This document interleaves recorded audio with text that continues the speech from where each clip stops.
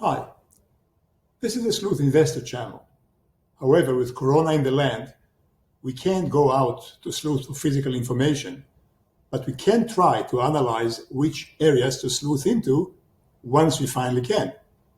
No question, under Corona's impact, the world is changing before our eyes, and this presents both risks and opportunities. But how to grasp how the world is changing at such a chaotic period, if, like me, you are a sleuth that focuses on physical evidence and people? Simple. I suggest you analyze countries as if they are businesses and analyze businesses as if they are countries. Put more crudely, you should view countries like ongoing successful scams meant to provide those at the top with wealth via power, and view companies as little countries built to provide those at their top with power via wealth. Let's take the EU as an example and analyze it as a business partnership. This should show you that it is really a large scam based on fake accounting, destined to go the way of all scams.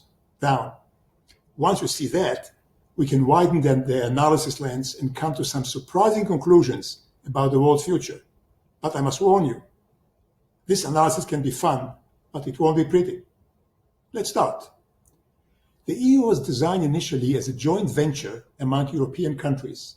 The idea was to band together, lock out foreigners from the euro market, sell only to each other as much as possible, while protecting each other's inefficient and lazy producers, make more money, and divide it among the shareholders, among each other.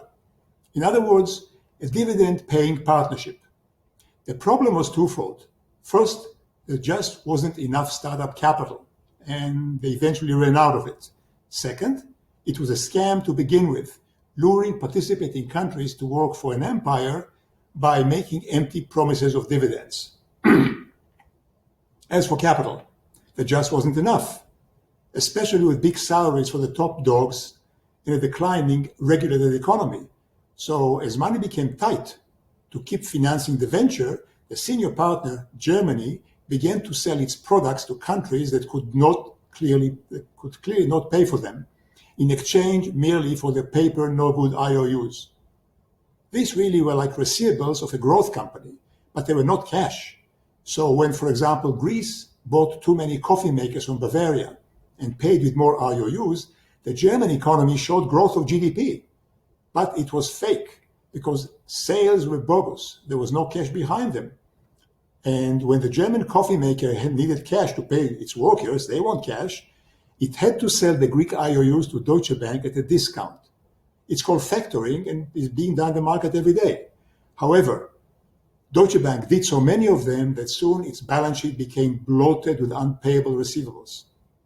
If you as an investor had invested in a growth stock that showed ballooning receivables, you'd probably sell it pronto because you would know that the reported sales are likely fake, and one day the company will write them off and the stock will tank. And so it was with the EU. Most of the growth was really fictitious due to fake accounting. The EU knowingly sold stuff to paupers of its members who could not pay for them. So the receivables on the bank's balance sheet ballooned.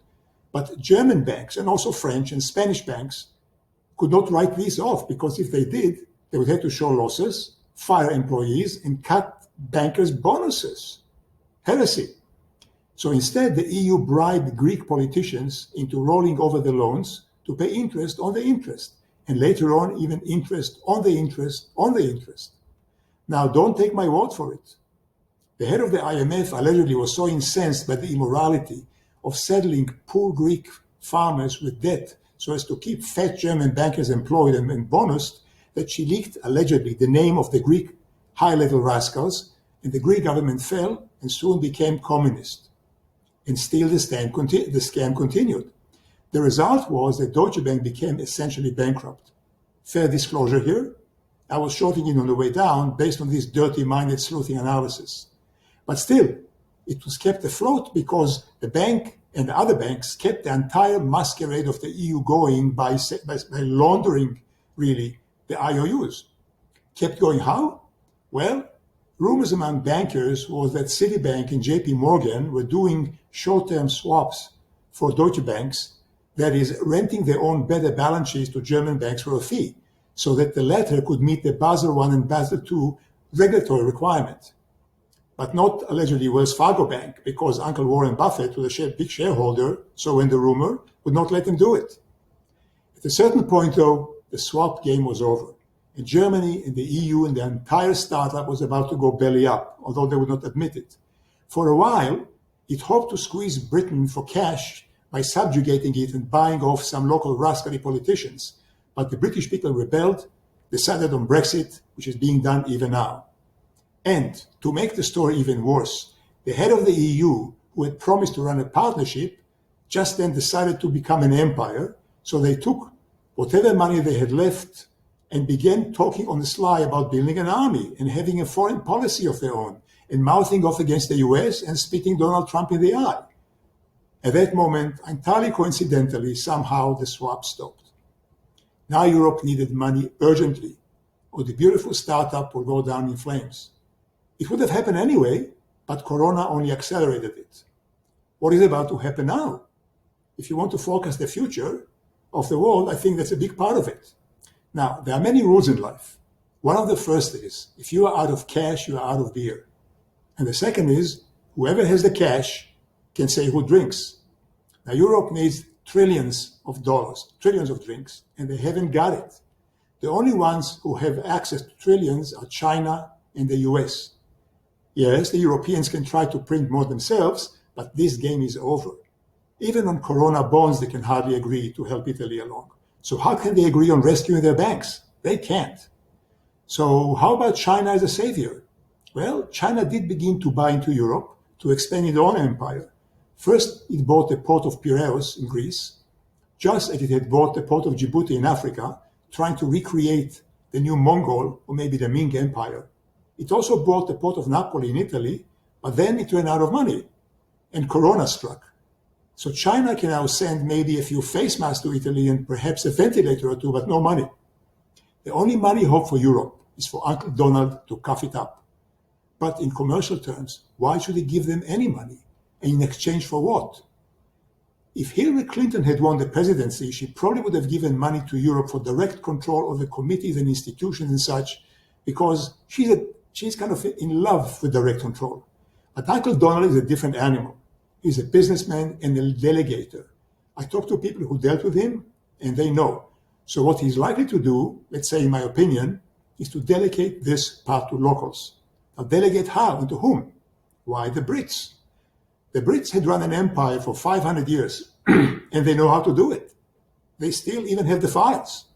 And they were smart enough to quit the bankrupt EU a month before it popped, just like a smart trader quitting Lehman Brothers a month before it went belly up in 2009. But again, why would Uncle Donald give money to the EU eventually? Because if he didn't, Europe would crumble. And Russia would move in, as well as China, after Corona had been vanquished. And if there's one thing worse than a bankrupt EU, it's a fractured, failed Europe, where China and Russia fight for control of this or that balkanized piece, where rascally local elites are only too eager to sell their people off for the highest bidder. Just like Greek politicians tried to do to the Greek, and British toffs almost did to the Brits, before they were stopped by the common people. However, the way I see it, and it's sort of confirmed by friends of mine who are sleuth, Donald Trump is likely to give Europe some money eventually, but indirectly, via Britain, nominating it unofficially as his viceroy for Europe. Sort of like buying a voting preferred in a promising startup on the cheap, when the startup got into trouble, while nominating a CEO of your own to fix it and run it for you. I know it may sound fanciful, but please note that a year or two ago, the US became an associate member of the British Commonwealth. Yes, the same empire from whom it had escaped in the War of Independence, just as Britain had just escaped the EU. Karma is strange, isn't it? How things go around. In short, the sleuth view of the coming world order is one where the US, busy with its own mess, will likely delegate some of its global duties to trusted regional partners who will run its global investment, so to speak. In Europe, it will likely be Britain, where both the Queen and Sir Humphrey from the TV program would only be too happy to oblige. In the Middle East, to Israel.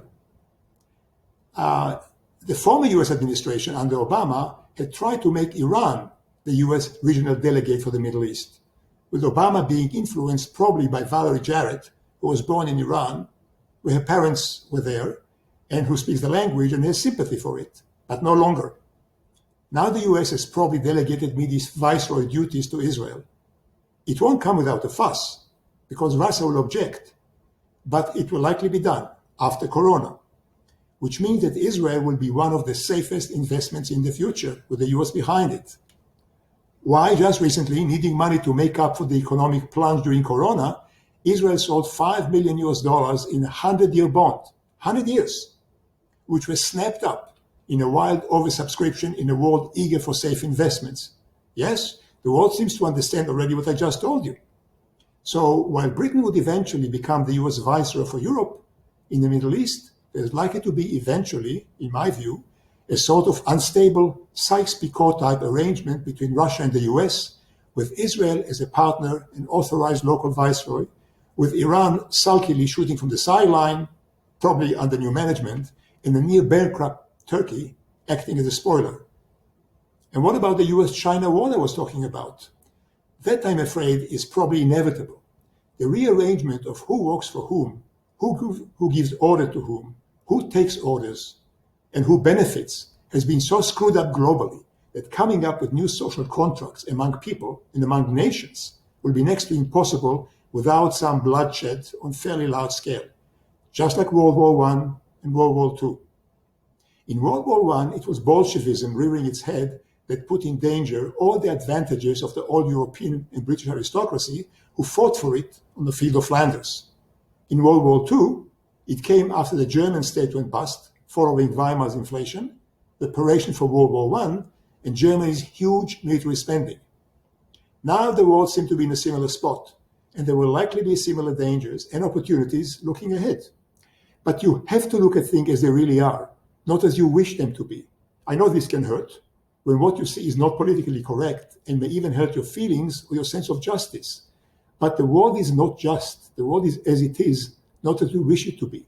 So putting on your sleuth hat should help in showing what's coming. Remember, see countries as if they are businesses and businesses as if they are countries. You may then end up seeing what others don't or really don't wish to see. Please let me know what you think of all this. Put in a comment below. And if you like, give it a big fat like, subscribe to the channel, tell your friends about it so they can subscribe too and like it also. See you next time, and thank you for watching.